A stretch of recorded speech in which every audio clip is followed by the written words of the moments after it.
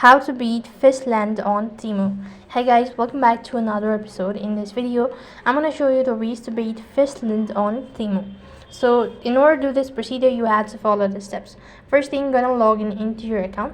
So the only way to beat Fishland on Temu is by getting as much fish food as possible. So then to get much fish food on Temu, you have to start playing games, and you should be able to continue this procedure until 7 days or maybe every day, and then you'll be able to get or receive more fish food.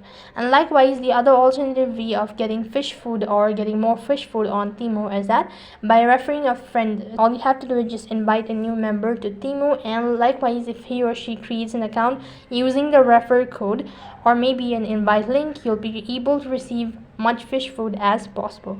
So that's how you can beat Fishland on Temu. That is all for this video. I hope the video was helpful. Make sure to like, share and subscribe to our channel. Thank you for watching. See you in the next video.